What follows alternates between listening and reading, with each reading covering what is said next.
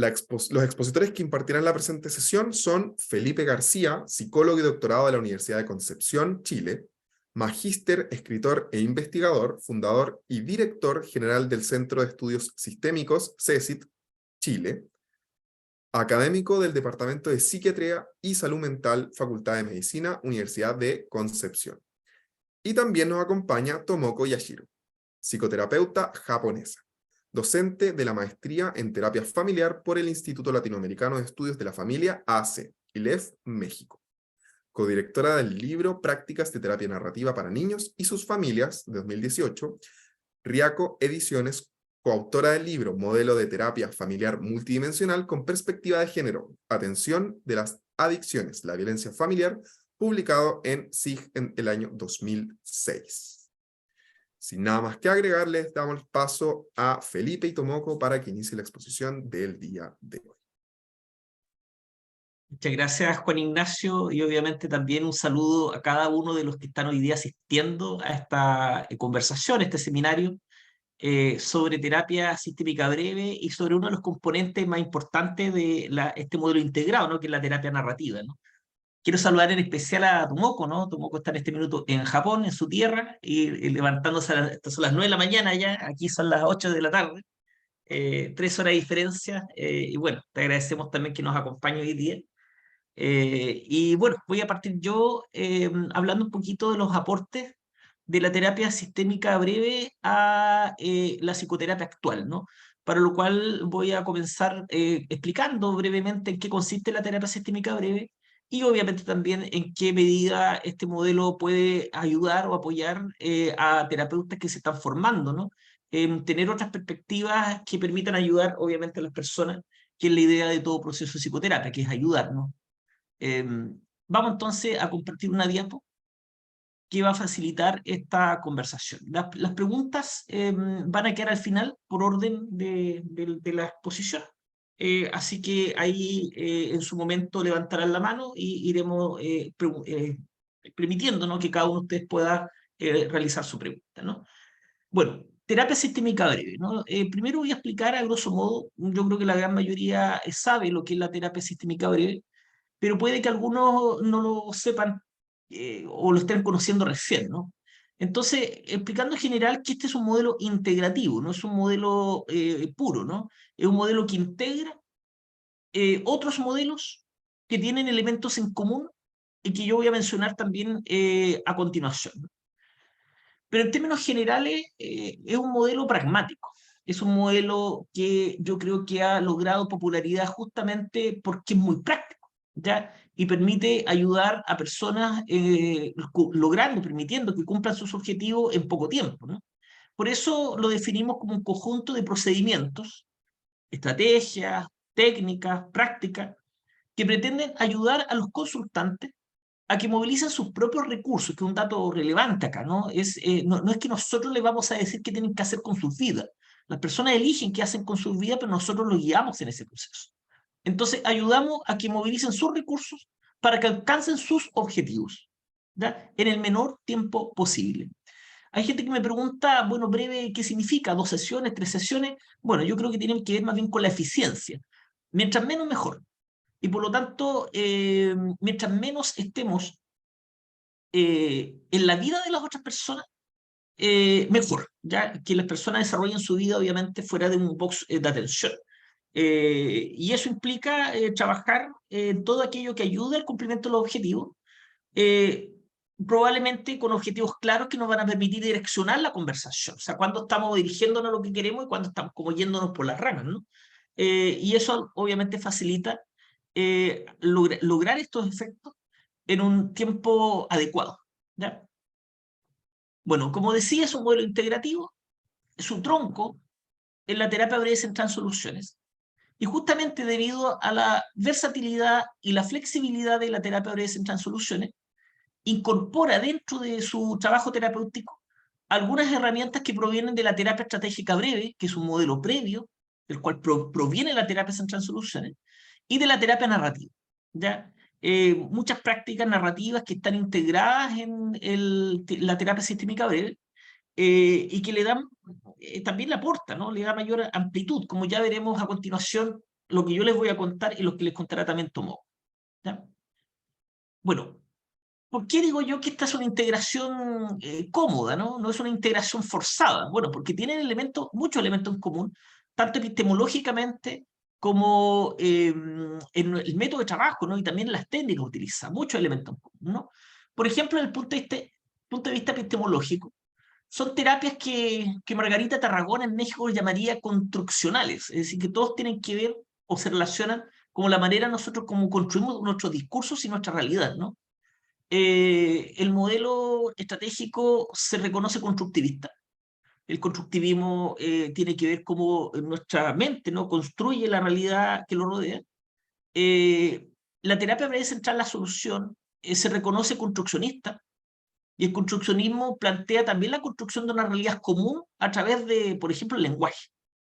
Y la terapia narrativa, que tiene elementos construccionistas también, se plantea más bien ligado al postestructuralismo, que igual discute, ¿no?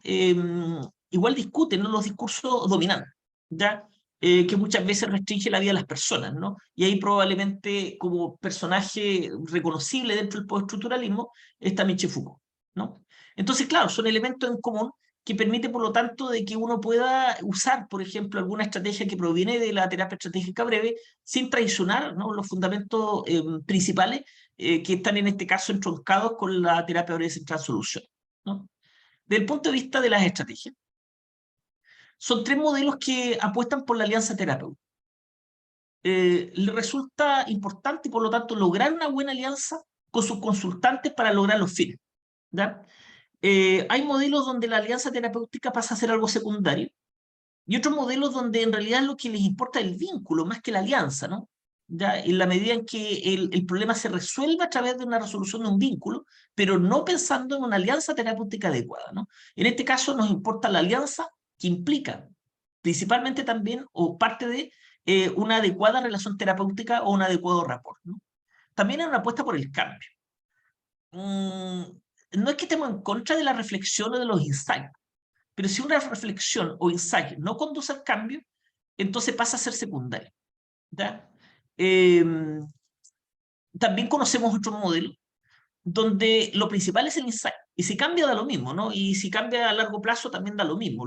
Aquí no, la apuesta es el cambio, ¿no? Y además, la búsqueda de la brevedad entendida como eficiencia, tal como señalé anteriormente, ¿ya? Esto es explícito en la terapia breve estratégica y la terapia breve central, la solución, de tal manera que aparece en su nombre, ¿no? Pero no es tan explícito en la terapia narrativa. La terapia narrativa, más que definirse como breve, ellos definen una relación que sea, eh, digamos, constructiva para el consultante, hasta obviamente que eso sea posible, ¿no? O sea, en los fondos y en el trabajo terapéutico concreto, termina siendo breve por esa razón. O sea, no se ligan demasiado tiempo con las personas, con las parejas, con las comunidades, ¿no? Hasta que ellos puedan tomar solos las riendas de su vida. También hay elementos técnicos que son comunes, por ejemplo, la importancia que le damos al lenguaje. Los tres modelos le dan mucha relevancia al lenguaje y por lo tanto a la conversación terapéutica. Y por lo tanto damos ya, énfasis e importancia a la responsabilidad con la cual nosotros manejamos el lenguaje. Hacemos nuestro este concepto que es más bien de otros autores que plantean que el lenguaje construye realidad. Además, muchas técnicas destinadas a cambiar la conducta y las interacciones de las personas con otras, que también está o se refleja con conductas, ¿no? Y cambios en la percepción, o sea, ver las cosas en forma distinta como las veía. De hecho, en la terapia narrativa, la misma práctica de la externalización, permite ver el problema distinto como lo veía antes. Antes lo veía adentro, ahora lo veo como algo que está fuera y que me afecta, ¿no? Bueno, en términos generales, entonces, al integrar estos tres modelos, nos permite esto que estoy mostrando acá, que yo creo que uno de los principales aportes de la terapia sistémica breve a la psicoterapia en general, ¿no? Que nos da una perspectiva más amplia, ¿ya? Volviendo, partamos con el MRI, ¿no? Con el MRI o terapia estratégica breve, el modelo más antiguo. El MRI está centrado en el problema y además está centrado en el presente. Por eso le importa cómo se mantienen los problemas en el presente y además le importa las soluciones intentadas que la persona ha efectuado, o la pareja, o la familia, para resolver el problema. Y está bien, con eso trabajan, con esa perspectiva, que nos parece tremendamente eficaz, ¿no? Pero al sumar la terapia breve central a la solución, vamos a ampliar un poco la mirada, ¿no? Porque ahora ya no es solo el problema, sino también la solución. La solución al problema también está ligado, ¿no? No es la solución a cualquier cosa. Pero el MRI busca descripciones ricas del problema. La terapia breve central a la solución busca descripciones ricas de la solución al problema, que es distinto. Y son conversaciones distintas. Y además tiene una perspectiva más hacia el futuro, ¿ya? Es decir, le importa construir con el consultante una visión esperanzadora del futuro que de alguna manera oriente e incluso empuje o incluso arrastre lo que se hace en terapia. De ahí las preguntas, por ejemplo, la pregunta del milagro, que muchos de ustedes deben conocer. Entonces, claro, ahora tenemos presente, pero también tenemos futuro. Tenemos un problema, pero también tenemos la solución al problema. Si a esto le añadimos la terapia narrativa, vamos a tener otra vuelta a tuerca más.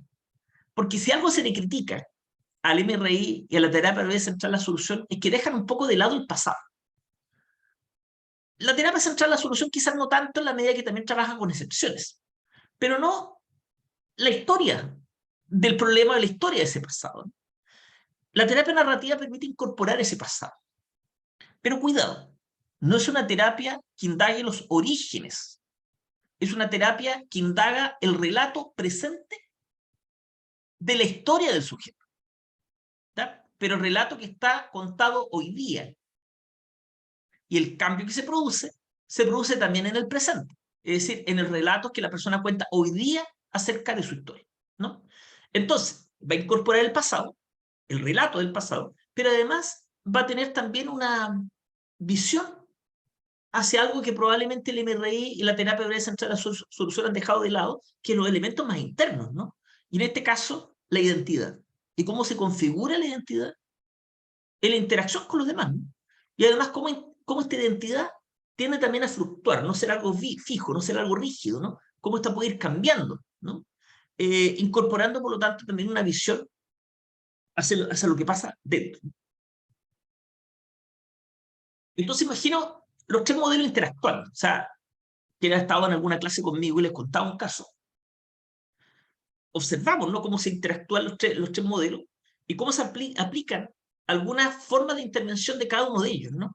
Por lo tanto, yo creo que se complementan muy bien todos estos modelos mencionados, formando, insisto, lo que llamamos terapia sistémica breve. Les voy a mostrar el resultado de un estudio que hicimos nosotros, el grupo de investigación que tenemos nosotros aquí en Concepción, bueno, en Chile, ¿no?, porque tenemos investigadores que son de distintas ciudades de Chile y de España, comparando la terapia sistémica breve con la terapia cognitivo-conductual y la terapia basada en mindfulness. Lo comparamos en distintas variables, pero en esta en concreto, la variable que quiero mostrar es la que midió la relación terapéutica, ¿ya? En este caso, tras cada sesión, se le aplicaba a la persona una escala que mide la relación terapéutica, que es la SRS, ¿ya?, si no me equivoco, de Duncan y Miller. Y los resultados que obtuvimos, tras evaluar procesos completos, aparecen ahí. La terapia sistémica breve aparece como, todo esto lo contestan los usuarios, ¿eh? Los usuarios contestan al terminar cada sesión esta escala, ¿no? Y parece ser que los usuarios que fueron atendidos por la terapia sistémica breve manifestaban una mayor satisfacción con la relación terapéutica lograda que las personas que tienen o que fueron atendidos de una terapia cognitivo-conductual, o aquellas personas que fueron atendidos a través del mindfulness. Ahora, los números son un poco engañosos, porque en el fondo, entre la terapia cognitivo-conductual y la terapia sistémica breve no hay diferencias significativas. En el dibujo se ve grande, pero son 154 y tanto a 157 y tanto. No es tanto. Pero con mindfulness sí hay una diferencia significativa con la terapia sistémica breve, ¿ya? Ahora, ¿a qué se debe esto? Esta es la escala, ¿ya? Aquí están los 4 ítems de la escala, que muchos de ustedes también deben conocer, ¿no? Me sentí escuchado, comprendido y respetado. trabajamos y hablamos acerca de lo que yo quería trabajar y hablar. El método del terapeuta se adapta a mí, y en general la sesión de hoy estuvo bien para mí. Cuando analizamos ítem por ítem, nos damos cuenta de la diferencia. Y la diferencia se da principalmente en el ítem B y C entre la terapia sistémica breve y el mindfulness, ¿no?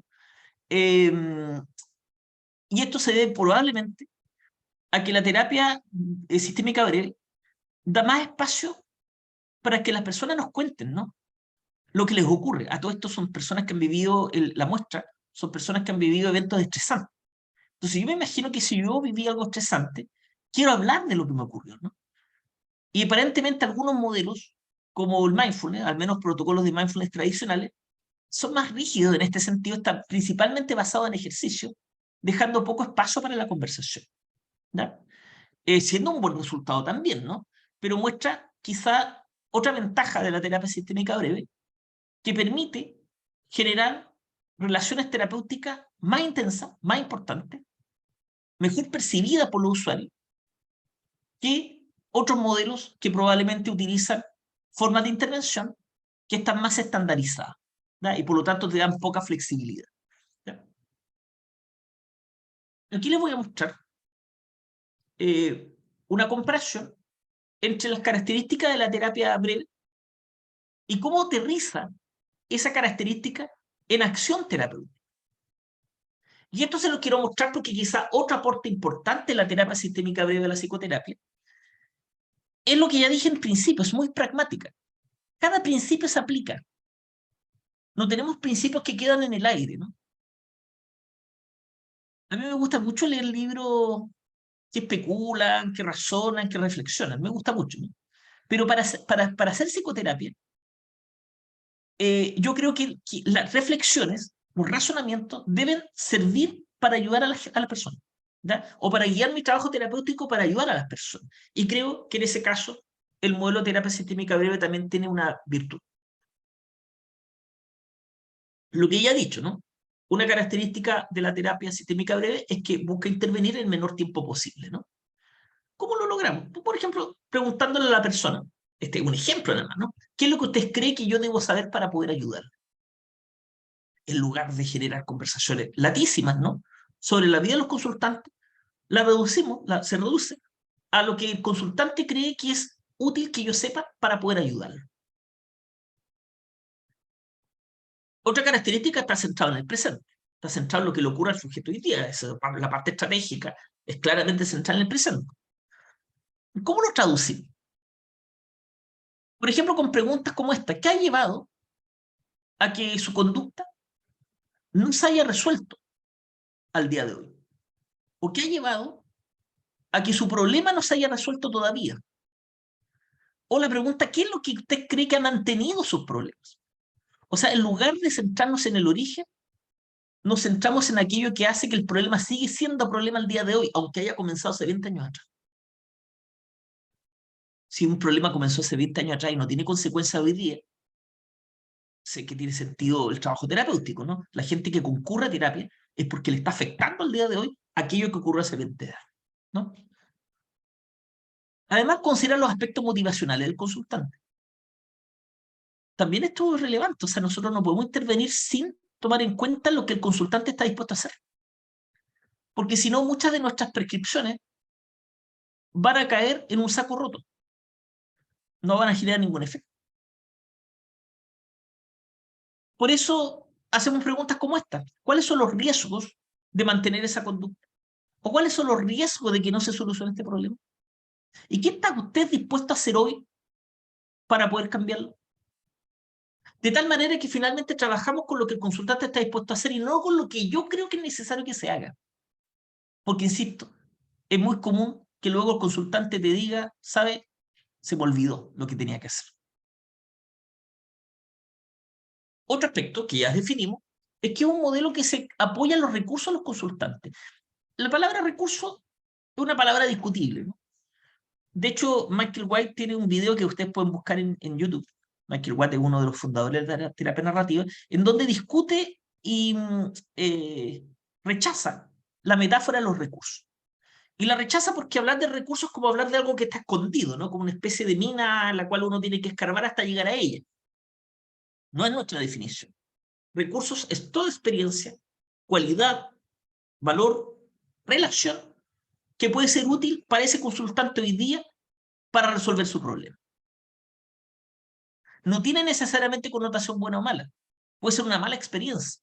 Puede ser una cualidad que la persona a lo mejor no valora tanto, pero que nosotros vemos que a lo mejor sí puede ser útil.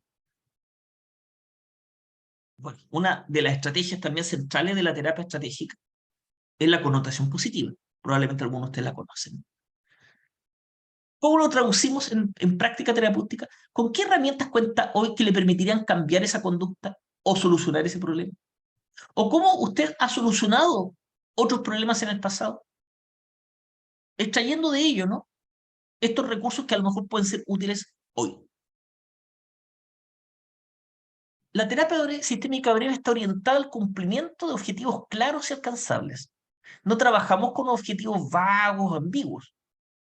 Si el consultante nos dice que quiere superar su inseguridad, hacemos otras preguntas. O sea, ¿cómo, en lugar de sentirse seguro, entonces, cómo se va a sentir? Y si me dice seguro, bueno, ¿cómo se va a dar cuenta que está más seguro?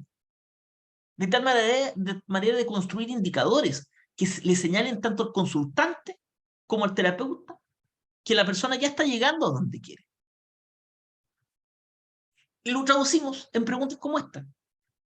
¿Qué le gustaría que ocurriera para sentir que valió la pena venir hoy? Fíjense que estoy mirando el objetivo que el consultante tiene para esta sesión, ni siquiera para el futuro. ¿Qué tendría que ocurrir en esta sesión para cuando usted se vaya, sienta que valió la pena venir? O la otra, que es de objetivo, ¿qué le gustaría conseguir al terminar este proceso? O cómo usted sabría que ya no necesita seguir viniendo. Entre otras preguntas que uno puede formular para definir objetivos claros y alcanzables. Otra característica de la terapia sistémica breve es que realizamos un proceso de evaluación e intervención paralelo. Nos separamos el proceso en primero una fase de evaluación de 4 a 6 sesiones y luego una fase de intervención de más sesiones. Por varias razones. Una de ellas es que nosotros sentimos que cuando estamos evaluando ya estamos interviniendo. Cuando hacemos una pregunta, por neutra que parezca, ya estamos provocando un efecto en el otro, porque eso es lo que se logra con la conversación. Eso es lo que se logra con la comunicación. La comunicación es influencia interpersonal. Por lo tanto, si yo le pregunto a mi consultante cómo era la relación con su madre cuando era un infante, parece una pregunta neutra, parece una pregunta de evaluación, pero capaz que le esté transmitiendo al consultante que quizás esa relación con su madre en la infancia tiene relación con su problema actual. Y por lo tanto genera también un cambio en la construcción que tiene de su problema. Entonces, por eso creemos que no podemos separar. Siempre evaluamos e intervenimos. La segunda razón es que no tenemos tanto tiempo. Hay muchas investigaciones que señalan que el promedio de consultantes asiste a 6 sesiones. Y la moda, o sea, el número de sesiones que más se repite en la consulta es una. Entonces, si un consultante está en promedio 6 sesiones y después se va, ¿qué sacamos con hacer proceso de evaluación de 6 sesiones si luego de la sexta la persona ya no va a venir a recibir ayuda? Entonces, no, tratamos también de optimizar y para eso evaluamos e intervenimos a la vez. Por ejemplo, esta pregunta, ¿qué cambios ha observado desde que pidió la hora? Claro, estoy indagando, pero ya eso es intervenir porque estoy viendo más o menos qué la persona está haciendo que le sirve, ¿no? ¿Y a qué atribuye esos cambios? ¿Qué debería hacer usted para mantener esos cambios que se han producido? Los que conocen el modelo de terapia sistémica breve reconocerán en ello la pregunta por el cambio pretratamiento, que es una técnica que propone de Chaser e Insukin. Y finalmente, sin ser, digamos, exhaustivo, ¿no? Porque hay muchas más características, ¿no? Está el énfasis en establecer una relación terapéutica de calidad, ¿no? Que ya se los mencioné y además le mostré el resultado de un estudio reciente, que aún no hemos publicado, y que muestra la relevancia que le damos justamente a la relación. ¿Cómo se realiza? ¿Cómo lo aterrizamos? Por ejemplo, estas preguntas. ¿Cómo se ha sentido hoy conversando conmigo al finalizar una sesión? ¿O qué de lo conversado hoy lo consideras útil? Permitiendo que la persona reflexione también sobre la importancia de esta conversación para su problema, ¿no? Y muchas veces el consultante a veces en principio no sabe qué contestar porque no sabe qué tan útil fue, ¿no? Pero la pura pregunta le lleva a que busque algo, ¿no? Y encuentre algo que lo transmite y se vaya con ello. Oh, me sirvió para esta razón, ¿no? Bueno, finalmente, y con esto termino, para darle paso a mi amiga Tomoko, hay otras, aparte de todo lo que he dicho, hay otros elementos que también son un aporte de la terapia sistémica breve a la psicoterapia actual, ¿no? Uno es que a nosotros nos importa evaluar los resultados. Por lo tanto, entramos en el juego de la investigación, que algunos terapeutas, incluso sistémicos, rechazan, ¿no? Algunos terapeutas sistémicos dicen, no me interesa investigar porque lo que me interesa es el cliente particular, que se sienta él bien, ¿no? Y eso yo creo que le ha hecho muy mal muchos modelos de intervención, porque finalmente se termina sosteniendo en la opinión del terapeuta, se termina sosteniendo en el carisma del terapeuta, sin evidenciar si efectivamente provoca algún resultado. Nosotros entramos en la cancha en la que juega muy bien la terapia cognitivo-conductual. Y en esa cancha donde ellos juegan muy bien, en muchos estudios, y la mayoría de los estudios, estamos empatando. ¿Ya? Pero empatando con, con características diferenciales, ¿no? Por ejemplo, orientación contextual. La terapia sistémica breve tiene una orientación contextual y por lo tanto le importa el lugar y el momento donde se produce el problema. No obviamos el contexto. El contexto es la pobreza, el contexto es la discriminación, el contexto es endeudamiento, que probablemente está detrás de una depresión, en lugar de modelos que, por ejemplo, ven la depresión como algo que ocurre adentro, como una falla en la persona, y no algo que está relacionado con el contexto en el cual se produce. Aquí hay coincidencia con los modelos conductuales de tercera generación, que ellos también son contextuales. Además, un modelo muy flexible. Hay un principio ericksoniano. Milton Erickson es uno de los principales inspiradores del modelo de terapia sistémica breve, ¿no? Y él señala que es el terapeuta que se tiene que adecuar a las características del consultante y no el consultante quien tiene que adecuarse a las características del terapeuta. Y por lo tanto, una cualidad que el terapeuta sistémico breve tiene que tener es esa, la capacidad de adecuarse, ¿no? De flexibilizar, de modificar una técnica, de incluso, si algo no resulta, probar algo distinto. Y además que plantea este nuevo paradigma de relación que algunos denominan posmoderno, ¿no? Que es una relación con el consultante más horizontal, donde se considera al consultante también como una persona que es experta, no en terapia, que eso somos nosotros, pero sí en su propia vida. Y por lo tanto se le otorga, se le da un rol protagonista en el proceso de cambio que obviamente está asumiendo desde el momento que viene a terapia. Sin que uno como terapeuta sea pasivo. El terapeuta sistémico breve no es un terapeuta no directivo, es un terapeuta activo que hace cosas, muchas, propone situaciones, pero eso tiene como finalidad que sea el propio consultante el que movilice sus recursos para cumplir sus objetivos, que fue la definición que le dije en principio de lo que hace una terapia sistémica breve. ¿Ya? Muchas gracias por haberme escuchado. Vamos a dejar las preguntas cuando terminemos. Ahora le voy a dar la palabra a Tomoko Yashiro. A ver cuándo nos encontramos de nuevo, Tomoko, ¿eh? Te doy Muchas la palabra. gracias. Muchas gracias. Ahorita yo continúo a lo que ha explicado Felipe. Mi presentación está más enfocada en explicar características de terapia narrativa y aportación de terapia narrativa a la psicoterapia. Desde este lugar, vamos a ver dos casos, ¿no? Por motivo de consulta. Por ejemplo, Nadia, de 9 años. Estos son dos casos que realmente llegó conmigo durante la pandemia. Su motivo de consulta era ansiedad, preocupación excesiva por la salud de los abuelos. Se contagian o no se contagian de COVID y se sentía mucha ansiedad, por eso buscó terapia conmigo, ¿no? Y otro motivo de consulta muy diferente, en vez de una niña de 9 años, un Luis de 62 años, su motivo de consulta es que quiero dejar de ser el hombre macho, porque mi esposa ya quiere dejarme, ¿no? Quiere separarse de mí. Entonces, como con dos situaciones diferentes, motivo de consulta diferente, y cómo se aplica terapia narrativa, tal vez con eso puedo explicar algunas características importantes de terapia narrativa y su aportación, ¿no? Entonces, una pregunta inicial que puedo hacer es, ¿qué harían ustedes, ¿no? Los participantes en la psicoterapia con la perspectiva de, con las personas que tienen estos motivos de consulta, cada quien pensando en su cabeza, en su corazón, ¿qué harían?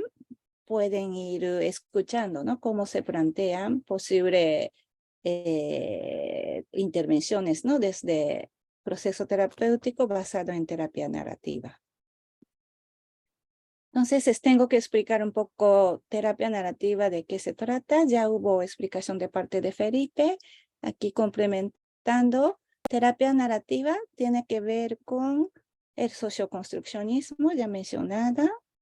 ¿Y qué es socioconstruccionismo? Pueden explicar de mil maneras, pero si de manera sencilla explicamos, se basa en la idea de que nuestra noción de realidad se construye socialmente, o sea, en la Edad Media, existencia de Dios era más real que tal vez en este momento, no sé, depende de persona, o algunas personas fueron asesinados, ¿no? Se condena de muerte por ser definido como brujas, poseído de alma por demonio.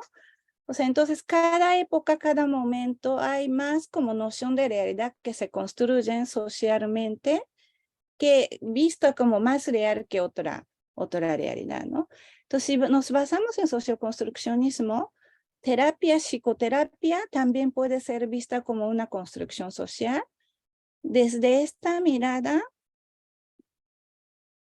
lo que intenta hacer psicoterapeuta en proceso psicoterapéutico, en lugar de tratar de identificar las causas del problema, porque hay una creencia compartida en sociedad moderna de que cuando sabemos causa, origen del problema y eliminando, modificando causa, se desaparece el problema, ¿no? A veces desde esta metáfora sí logramos que generen cambio, pero no es única metáfora ni lo mejor metáfora del mundo. Y en terapia familiar sistémica se sostuvo, ¿no? O sea, cuando alguien tiene síntoma, causa del síntoma no buscar en el individuo, sino en contexto familiar, sistémica, dinámica familiar. A veces ese síntoma puede tener función dentro de contexto familiar. Entonces, desde ese lugar, tratar de cambiar algo de las personas o de su familia, este tipo de idea también hay, pero terapia narrativa no se basa en este tipo de idea. O otra idea terapéutica, ¿no? En psicoterapia, lo que tienen que hacer en el proceso terapéutico es ofrecer métodos nuevos de solución en sí.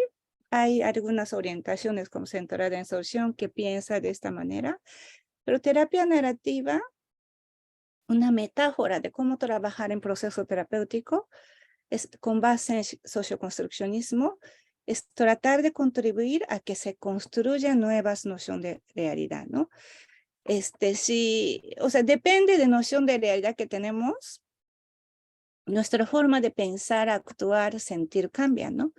Por ejemplo, hoy es un día más de día cotidiana, entonces nuestra forma de manejar después de este webinar cambia, ¿no? Tal vez lavamos trastes, cocinamos o limpiamos. Pero si se construye idea de que hoy es el último día de la Tierra, si tenemos en esa perspectiva, ya no lavamos trastes hoy, ¿no? Tal vez vamos a ir con la gente que amamos y abrazamos o comemos algo que nos gusta o viajamos a un lugar. O sea, nuestra forma de actuar, pensar, sentir cambia cuando se construye nueva noción de realidad. Entonces, aplicando en eso en contexto psicoterapéutico, lo que terapeuta narrativa intentan es contribuir a que se construya nueva noción de realidad porque noción de realidad ya construido en la vida de las personas le hace sentir que es mejor no salir de la casa, tengo que gritar a mi esposa, tengo que sentir ansiedad respecto a salud de mis abuelos, ¿no? Por ejemplo, como el caso presentado. Entonces, entender que esta terapia narrativa tiene que ver con socioconstruccionismo ayuda como a aumentar una forma más de entender el proceso terapéutico y pueden complementar con otras formas de hacer terapia, porque nuestro problema psicoterapéutico es tan compleja, humanidad es compleja, que solo con una metáfora se quedan cortos. Mientras más metáforas de cómo ayudar a las personas tenga, tiene más ventaja, ¿no? Como profesional de la salud. Entonces, en caso de terapia narrativa tiene que ver con socioconstruccionismo, redefiniendo lo dicho. Según la terapia narrativa, las personas no pueden salir de su problema. O sea, si el problema es algo que pueden resolver ellos mismos, no van con profesional de la salud, ¿no? O sea, psicoterapeuta. Pero las personas no pueden salir de su problema, ya sea depresión, violencia, consumo de drogas, duelo, problema de aprendizaje, cualquier que sea motivo de consulta. ¿Por qué la gente no puede salir del problema y por eso buscan a psicoterapeuta? Porque, como explican desde terapia narrativa, explicación de base es que una vez construida la historia dominante, las personas no podemos integrar las experiencias que no concuerdan con esa noción de realidad. ¿Qué es historia dominante? Es la noción de realidad construida que vive cada persona sobre sí misma, sobre la vida, sobre el mundo en general, cargada de una connotación negativa y o restrictiva. ¿Y cómo pueden identificar? Se pueden identificar en las narraciones de las personas. Así soy yo, así es el mundo, así debe ser, no puede ocurrir esto y aquello, siempre ocurre esto y aquello, ¿no? Este tipo de narraciones es un concepto teórico de terapia narrativa, de que escuchando cómo cuentan su problema en psicoterapia, identificamos qué tipo de historia dominante está construido en la gente, vida de gente, y entonces cuáles son historias alternativas, cuáles son nociones alternativas de comprensión de la realidad. Y lo que terapeuta narrativa intenta es contribuir a que se construyan nuevas narraciones, nuevas nociones de realidad sobre consultantes, ¿no? Entonces, algunos de historia dominante, ejemplos de historia dominante, puede ser soy un fracasado, fracasada, nunca me va bien, soy inseguro, insegura, nadie me escucha, no puedo hacer nada. Este tipo de historia dominante, ¿no? Y una vez está construido esto, a las personas les cuesta trabajo integrar experiencias que no concuerdan con historia dominante. Por ende, lo que tiene que hacer en proceso terapéutico es generar historias alternativas, nuevas narraciones sobre quién es consultante y cómo es el mundo con ese consultante y sobre la vida. Y eso puede entender como nuevas nociones de realidades, ¿no? Entonces, en caso de esta Nadia de 9 años que se preocupa excesivamente de la salud de abuelos, y Luis que quiere dejar de ser un hombre macho, ¿no? Porque su esposa dice que ya quiere separarse de él, ¿no? Este es motivo de consulta para estas personas. ¿Qué historia dominante está construida en la vida de cada uno de estos consultantes, ¿no? Por ejemplo, en caso de Nadia, de 9 años, preocupación excesiva por la salud de los abuelos. Esto es un momento de pandemia, sucedía que se contagian mis abuelos, se mueren, se enferman, ¿qué hago? ¿No? Entonces, esta consultante, niña, no podía dejar de estar vigilando y observando cada movimiento de los abuelos, llegando a un nivel incómodo para ella misma y para toda la familia, ¿no? Entonces, por eso fue traída. Y una forma de entender de terapia narrativa, observación, cuando una persona tiene algún problema, ese problema puede formar parte central de su identidad en sentido negativo. Es alguien que tiene que corregir algo, ¿no? Entonces, por ejemplo, historia dominante de este caso puede ser Nadia diciendo, soy una niña ansiosa, tengo problemas, soy preocupona, soy miedosa, yo soy insegura. Y adultos alrededor de Nadia diría que lo que tiene que aprender Nadia, hacer Nadia, es aprender a relajarse. Tiene que dejar de tratar de controlar al mundo. Pero diciendo estas cosas que sería bueno que lograra hacer Nadia, nadie siente más que yo soy una niña problema y yo soy una niña ansiosa, yo soy una niña controladora. Todas esas nociones de realidad todavía más hace que no puede integrar experiencias que no concuerdan con esa historia dominante, ¿no? Entonces, en terapia narrativa preguntamos, ¿cómo podemos ayudarles para que se generen nuevas nociones de realidad sobre su persona? Quiere decir, nuevas narraciones sobre quién es cada consultante, en ese caso Nadia, ¿no? Que es entendido como historias alternativas. ¿Qué podemos hacer los psicoterapeutas para que se generen historias alternativas sobre Nadia, ¿no? Y terapia narrativa ofrecen varias formas creativas para contribuir a que se construyan nuevas narraciones sobre la identidad de cada consultante, nuevas nociones de realidad relacionada con la vida de cada consultante, ¿no? Y hay muchas mapas de terapia narrativa que incluso tal vez algunos o varios pueden ver, pero por ejemplo una forma sería una mirada externalizante de problema que ya mencionó Felipe, que es muy como representativo de terapia narrativa muy conocido. ¿Y de qué se trata esta mirada externalizante de problema? O sea que la terapeuta escucha a su consultante separando la identidad de consultante y la identidad de problema, ¿no? Entonces, este problema está externa, fuera de cada consultante. Desde esta mirada, esto es napándose de salud de los abuelos y no puede dejar de vigilar cada movimiento de los abuelos para que no se contagie de COVID, que ella sabe que es irracional porque vigilar a ella no puede.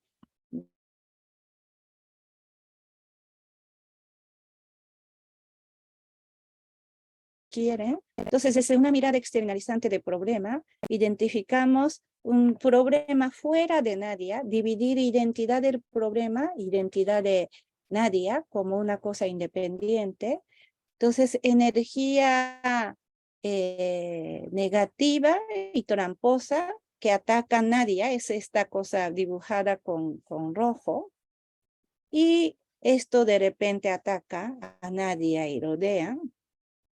Entonces, desde la terapia narrativa, en lugar de tratar de identificar qué parte de cada consultante debe ser modificada o en lugar de hacerle ver qué parte de su persona está mal o tiene que corregir, cada terapeuta escucha a su consultante separando la voluntad del problema, en este caso la energía tramposa que le ataca a Nadia, haciéndole sentir incómoda, y la voluntad propia de Nadia. ¿Eso qué quiere decir? Por ejemplo, terapeuta inician este tipo de pregunta, ¿no? Esa ansiedad que te ataca, ¿qué color tiene? Esa cosa que dices que sientes ansiedad, o sea, es como que una energía extraña de repente llega a tu vida de vez en cuando, así, o es como algo gaseoso que de repente aparecen. ¿Qué consistencia tienen?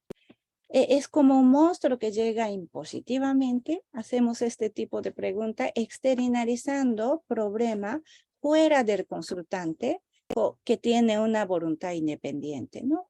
Entonces nadie contesta, no sé, siento ansiosa, eso no me gusta, es muy incómoda y quiero relajarme, pero no logro. Tú me preguntas qué forma tiene. Bueno, tal vez como si llegara una energía extraña en mi vida. Es una energía, pues color, me preguntas, pues puede ser roja, pero es algo fea. Entonces, con base a preguntas de terapeuta, pues cada consultante tiene que expresar su vivencia de problema, pero es guiado por esas preguntas, empieza a visualizar problema como una identidad externa, independiente de consultante, ¿no? Esto se llama externalización de problema. Y esto es Entonces, siguiente paso, lo que hace un terapeuta es preguntar sobre efectos imperdonables de la presencia de ese problema externalizado, por ejemplo, la energía tramposa, ¿no? En la vida de Nadia. Y puede preguntar, ¿qué sucede en ti cuando llega esa energía tramposa, roja y fea?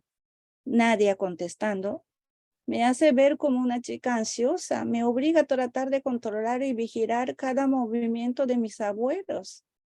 Terapeuta dice, o sea que te hace ver como una chica ansiosa cuando llega esa energía roja y tramposa. Esa energía te obliga a tratar de controlar y vigilar cada movimiento de tus abuelos. ¿Es así? En realidad no quieres vigilarlos porque te gusta estar relajada y quieres que tus abuelos puedan moverse de manera libre sin ser vigilada por ti. O sea que eres una niña que te gusta que tus abuelos se sientan bien cómodos. Pero esa energía tramposa y roja te obliga a hacer cosas que no quieres hacer. Por medio de algunas preguntas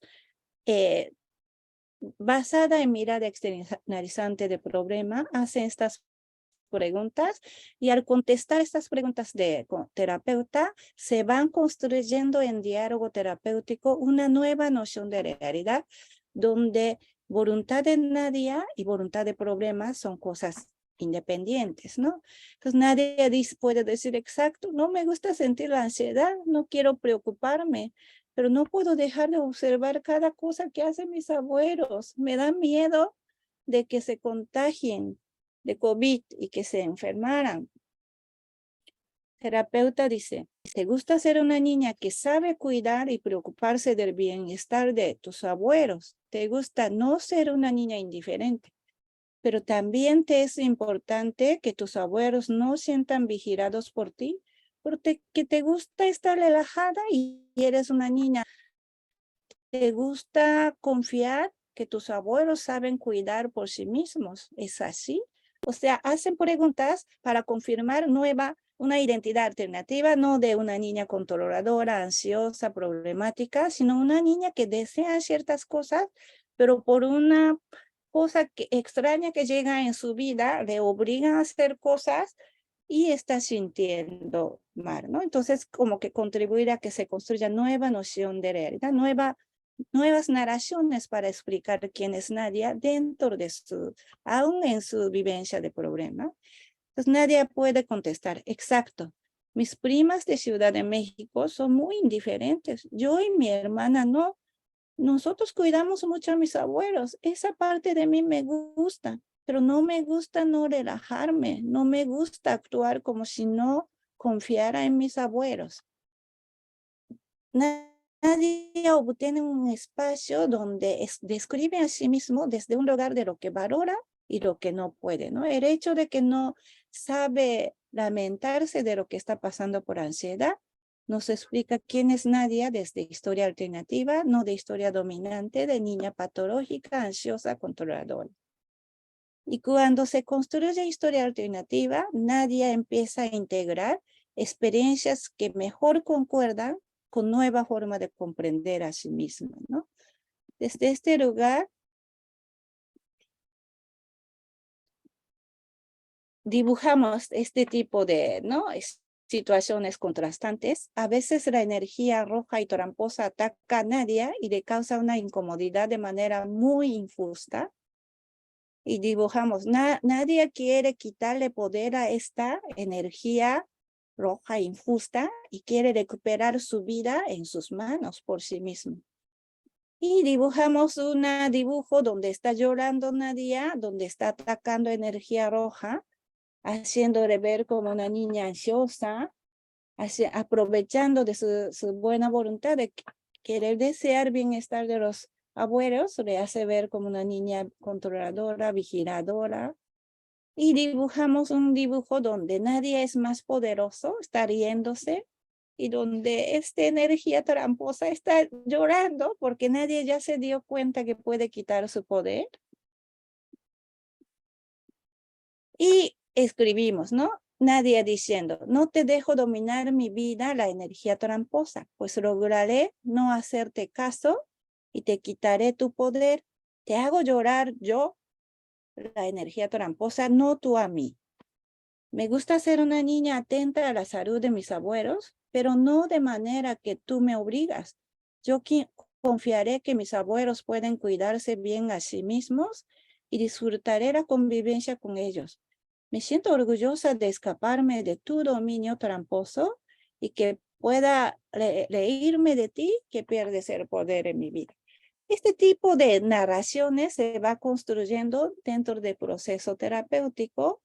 Entonces, esto es que en conversación social se va a construir nuevas nociones de realidad.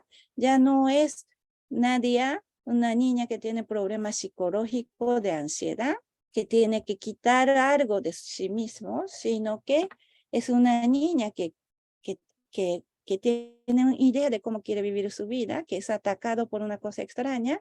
Es una niña valiente que pueda contraponerse, ¿no? Esto no solamente con los niños, a lo mejor como esta metáfora chusca, sí, funciona muy bien solo con los niños, pero esta metáfora funciona muy bien con los adultos también. Yo trabajo mucho con los hombres que tienen problemas de violencia y externalización del problema funciona muy bien con los adultos también, ¿no? Por ejemplo, este es Monstruo de Machismo. Es una representación de dibujo escogido por propio consultante y hacemos un dibujo de consultante llorando y a veces sacamos, si en sesión sea Zoom, podemos sacar foto de, oye, ¿puedes actuar llorando? Y sacamos una foto y una foto donde está ganando al monstruo y contrastamos y ponemos, ¿no? Y, por ejemplo, describimos este tipo de cosa. Cuando Luis está atacado por el monstruo de machismo, piensa que los demás deben cumplir sus deseos. Si no se los cumplen, se convierte en un monstruo para castigarlos. Es un berrinche, solo quiere lastimarlos en razón de que no cumplieron lo que quiso. Les dice cosas agresivas y no los oye, les rechaza. Son las cosas que aparecen, frases que aparecen en descripción de consultante mismo. No tomo cosas, soy violento, quiero parar mi impulso. Pero cuando me doy cuenta ya estoy gritando y otra vez mi familia se enoja conmigo y ya no quieren conmigo. Yo tengo que resolver mi problema de machismo, pero no quiero hacer.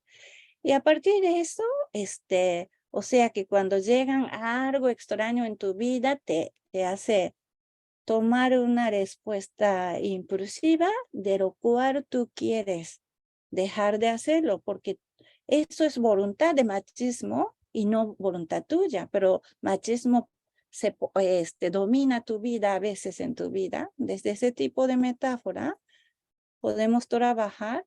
Luis, que no está atacado por el monstruo del machismo, sabe evaluar que eso está mal y siente pena y vergüenza.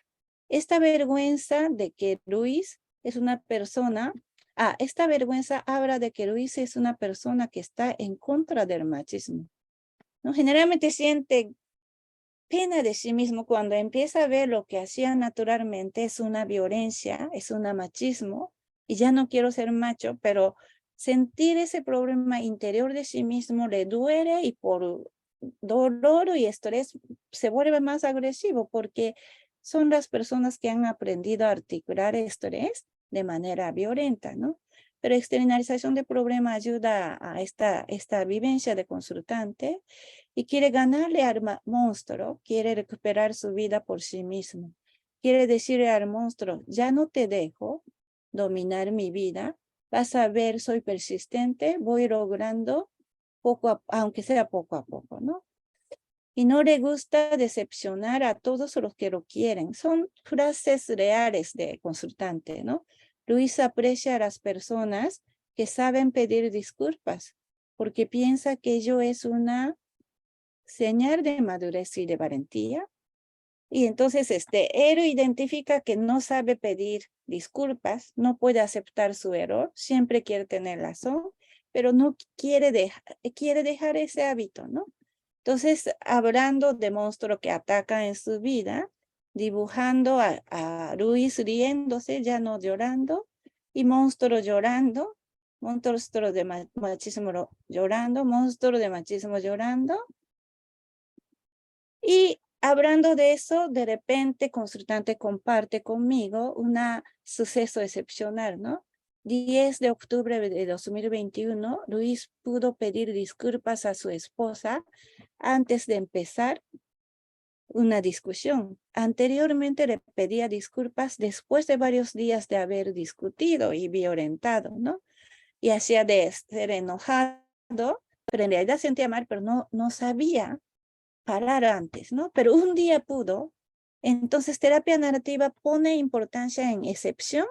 Si es de 10 veces, 9 veces violenta y una vez logró no violentar, desde terapia narrativa nos enseñan cómo tratar ese una vez que logró no violentar. Sobre eso hablamos para que se refuerce historia alternativa, nuevas narraciones que explica quién es Luis, ¿no?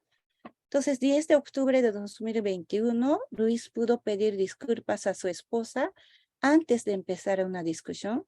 Anteriormente le pedía disculpas después de varios días de haber discutido.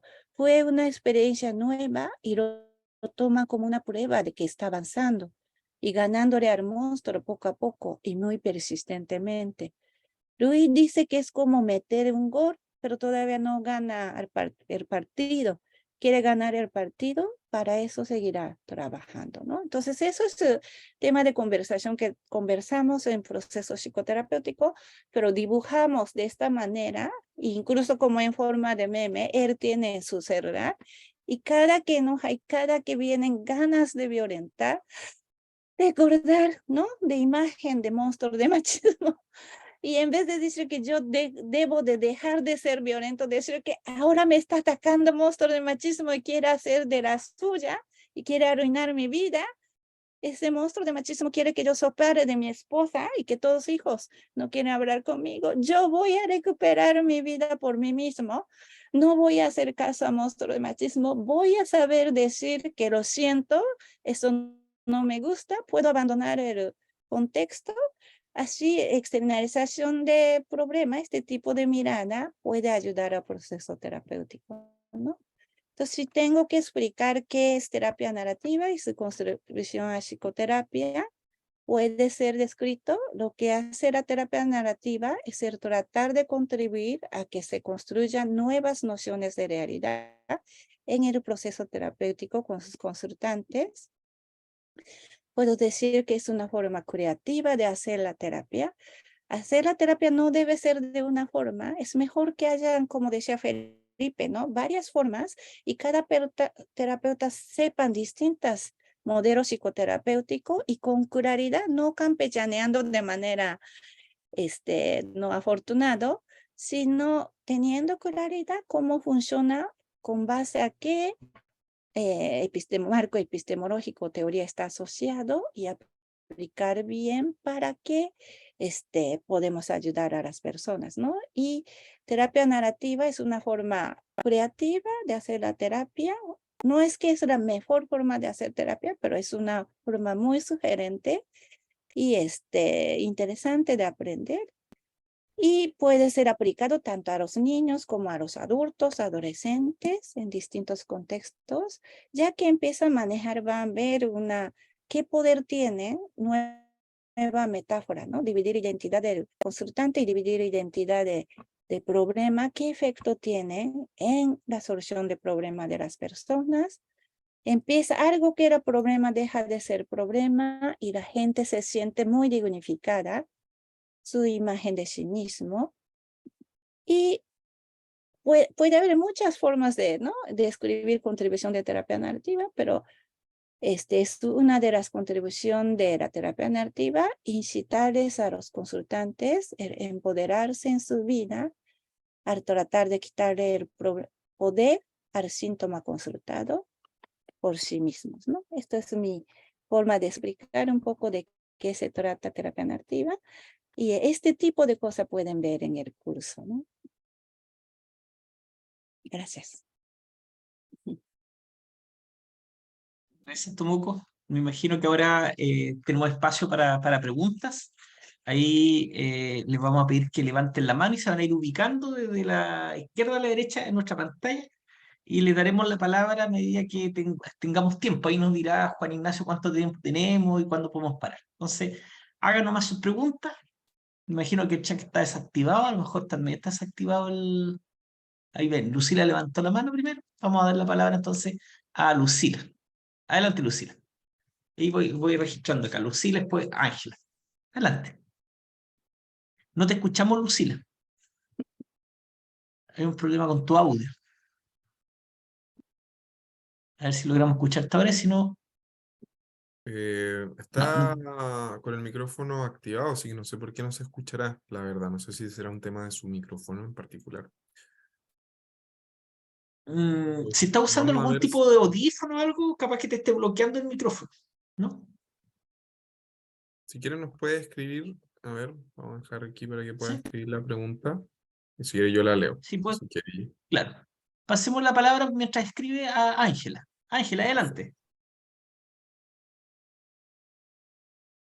Ángela, Hola, buenas noches. oye, buenas noches. Mi pregunta es sobre la terapia centrada breve y el mindfulness, la comparación que hizo entre esas tres y la terapia cognitivo-conductual. El por qué no se integró dentro de estas tres opciones terapéuticas el DBT. Que el DBT, si bien es cierto, es terapia cognitivo-conductual, pero que integra el budismo zen, donde integra también el mindfulness. Y que Sí, tiene bueno, te explico. efectos muy positivos en los pacientes, sobre todo pacientes Sí, críticos.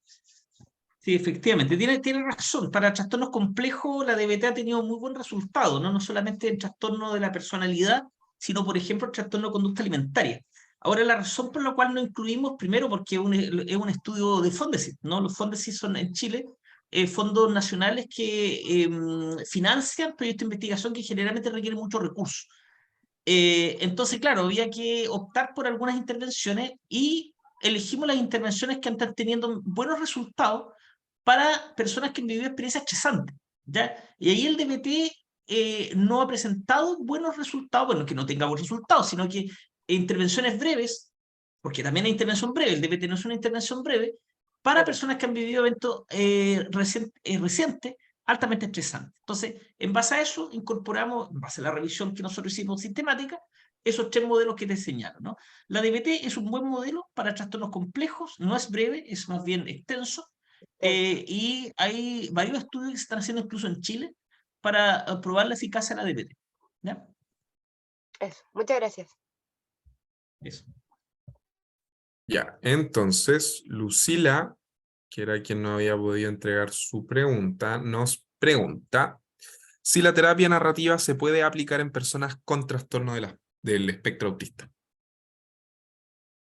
Mm, sí, de cualquier persona, no en afán de quitar ese trastorno, ¿no? Que no puede quitar ni medicamentos, digamos, pero externalizando ese fenómeno, pueden construir cómo pueden vivir esa condición con la que nació o desarrolló en su vida, cómo quieren vivir desde mucha sabiduría propia de la persona y que ¿no? Síndrome de espectro autista, no sé, a veces es llamado como tramposa PPO, ¿no? En vez de llamar como autismo, o sea, nombramos de manera que queramos, estamos en socioconstruccionismo, así se construye noción de realidad. Cuando Pepe llega, ¿en qué sentido Pepe es bueno contigo? ¿En qué sentido Pepe arruina tu vida? Y a veces Pepe cuando llega y no me doy cuenta, mis amigos se sienten que yo estoy rechazando su comunicación y no respondo bien, pero tú que ya que sabes cuáles características vive, tú has desarrollado una forma de convivir con Pepe de mejor manera, porque soy un niño, un chico, un hombre, una mujer, que me gusta vivir de esta manera, no me gusta que la gente sienta rechazada por mí, y si a veces por culpa de Pepe no me doy cuenta, quiero aprender a ser atenta, acercamiento de Pepe y cómo cuidar de sus efectos en mi vida. Entonces, empoderando a las personas. Y lo que intenta es construir nueva forma de entender quién es consultante. Entonces, el hecho de tener esa situación cognitiva, ¿no? De espectro autista, si está explicando de manera muy negativa quién es consultante, o el hecho de que tenga esa tendencia, no habla mal de él, sino que habrá ciertas sabidurías propias de ese, ¿no? Esa persona, y desde empoderamiento y sabiduría propia, conocimiento propio, cómo maneja esa situación. Ahí es donde tenemos que entender quién es el consultante. En ese sentido, como que funciona muy bien con cualquier problema cognitivo o trastorno que puede tener, ¿no? Gracias por preguntar. Nos había llegado otra pregunta al chat que dice, quisiera saber cómo se puede utilizar la TN en casos de abuso sexual. Gracias. Bien, Felipe o yo, ambos. De terapia narrativa, así que contesta tu Ah, moco. ok. Igual, ¿no? Hay muchas mapas dentro de terapia narrativa. Por ejemplo, abuso sexual es una experiencia traumática, ¿no? Entonces, externalización puede funcionar, pero también desde mapa de trauma, de terapia narrativa, pone mucha importancia en las respuestas que cada persona da a experiencia traumática, ¿no? Generalmente alguien vive una experiencia traumática como abuso sexual o incendio o sismo, o cualquier accidente y pierde piernas o alguna experiencia traumática. El hecho de esa experiencia traumática empieza a formar parte central de identidad de las personas. María es una niña que fue abusado sexualmente por el padre. Esa explicación forma parte central de identidad de la niña, ¿no? Que es una cosa muy injusta. Y muchas cosas que tal vez María hacía para no tener que, ¿no? O sea, María estaba de desacuerdo con que sucediera eso y hizo muchas cosas, pero el hecho de que abusador logró abusar es más grande que lo que ha hecho María como una respuesta a esa experiencia traumática, es invisibilizado. Entonces, en proceso terapéutico, enfocamos nuestra mirada en lo que María ha hecho dentro de esa experiencia difícil de ser abusado o posabuso. O sea que a pesar de que tenía mucho miedo, contar de proteger vida de mamá, porque abusador amenazaba que si tú dices a alguna persona de lo que está ocurriendo, voy a matar a tu mamá. Entonces ella se callaba no por ser tonta, sino que por querer proteger vida de mamá estaba callado. Entonces, todas esas cosas que en realidad estaba ocurriendo en experiencia de abuso sexual, que están invisibilizados por el impacto de que pero consumó el abusador, hizo eso conmigo y todos se asustan de historia y todos me ven como una niña dañada.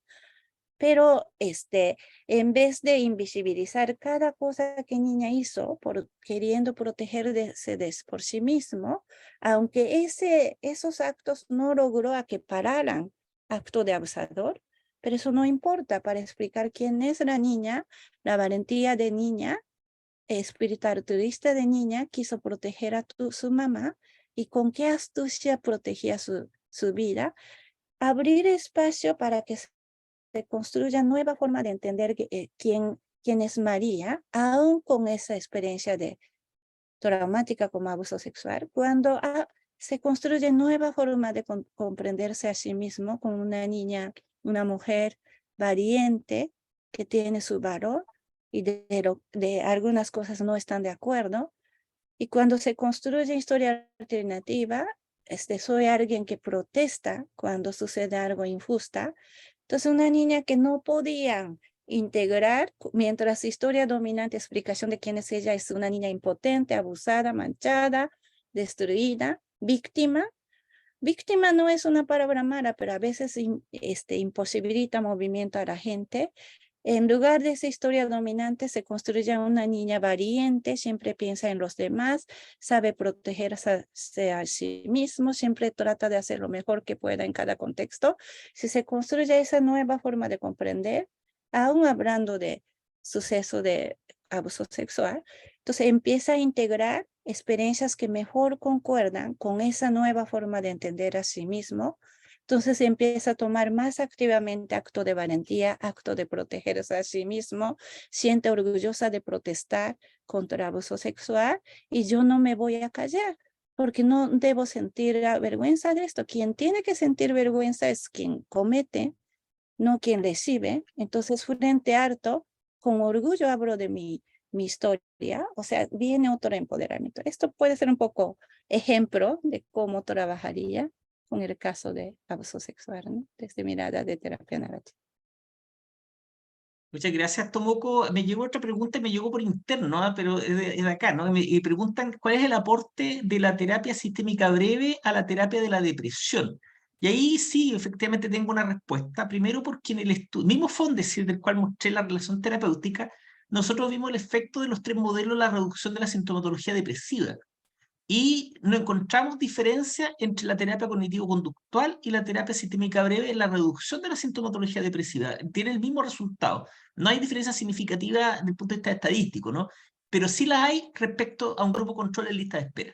Es decir, en primer lugar, sí provoca un efecto, pero creo que lo provoca por otros medios, porque la terapia sistémica breve trabaja más bien en el fortalecimiento de la persona. Es decir, que la persona se sienta como más fuerte, más capaz y con más, a lo mejor, habilidades para enfrentar los problemas de la vida, ¿no? Que probablemente están relacionados con su depresión, que por un lado está relacionado con pensamientos negativos que se pueden enfrentar a través, por ejemplo, de prácticas narrativas.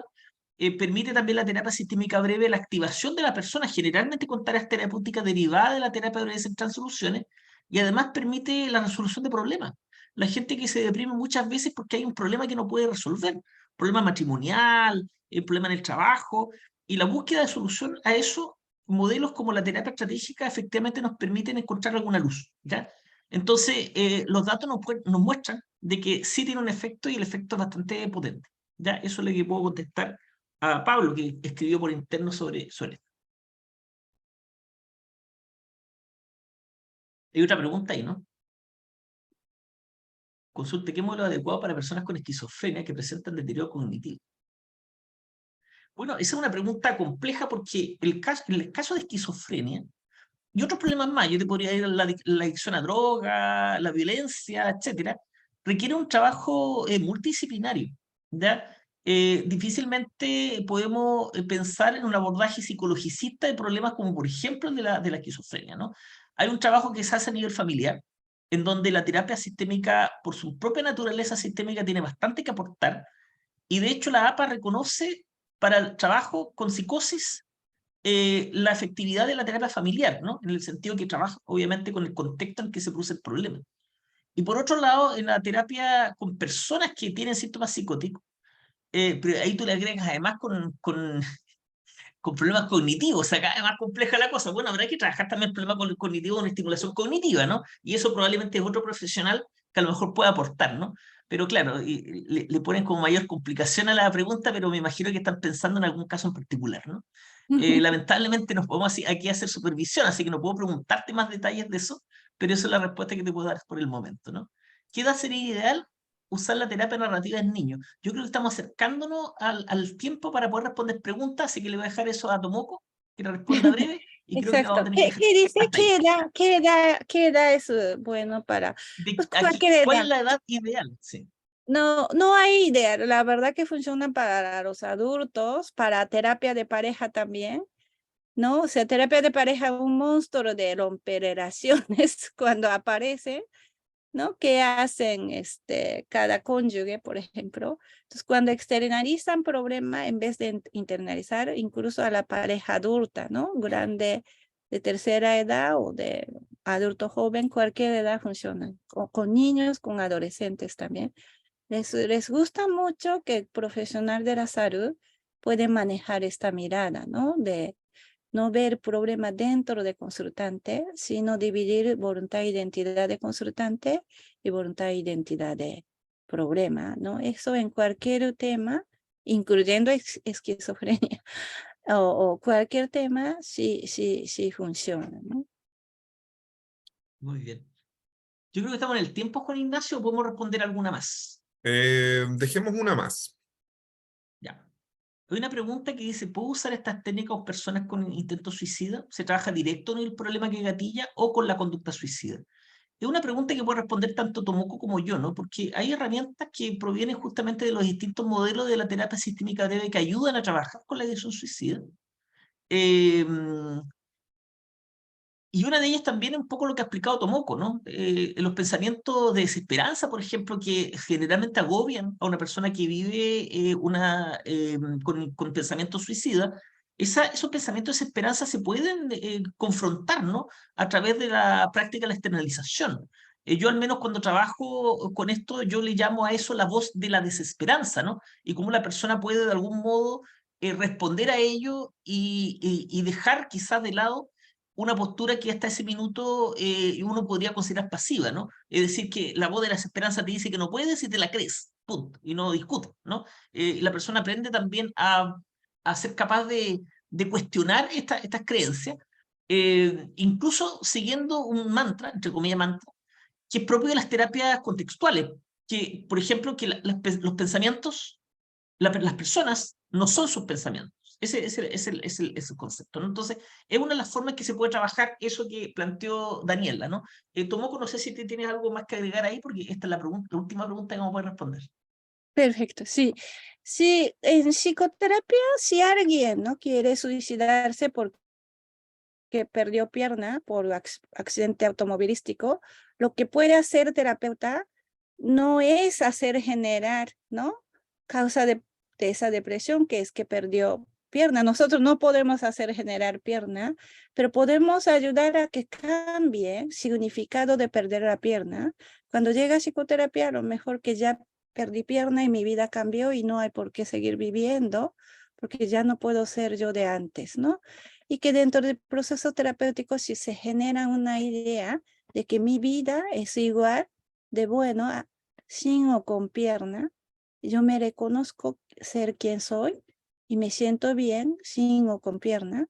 Si se construye ese nuevo significado, entonces la vivencia de las personas cambia.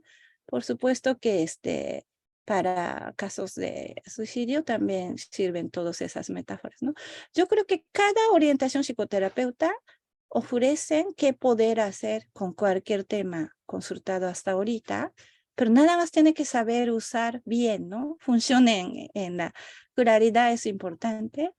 Y en vez de buscar una mejor forma para cada síntoma, sino desde esta perspectiva que hacen, desde esta perspectiva que puede hacer, sabiendo característica y poder tener varios abanicos de formas de intervenir y poder articular el problema de la gente desde una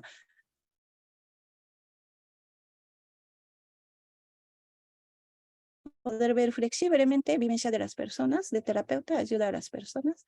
Por eso este tipo de diplomado, ¿no? Integrativo que plantea Felipe es muy útil, ¿no? Porque el mismo curso ven distintas formas y no ser dogmático con uno y poder mover flexiblemente y aprender a cómo hacer que sirven cada mirada para las personas. Aunque modelo es bueno, pero la persona no aplica bien, no funciona, ¿no?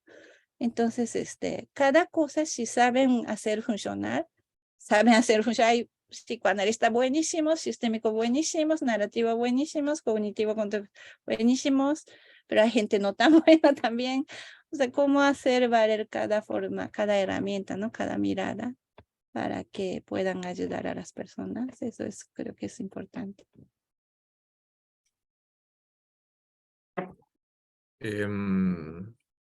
Bueno, siendo esa la última pregunta que vamos a responder esta noche, queremos agradecer la participación de cada uno de ustedes en el presente seminario, como también agradecer a Felipe y Tomoko por la excelente exposición que han dictado el día de hoy. Entonces,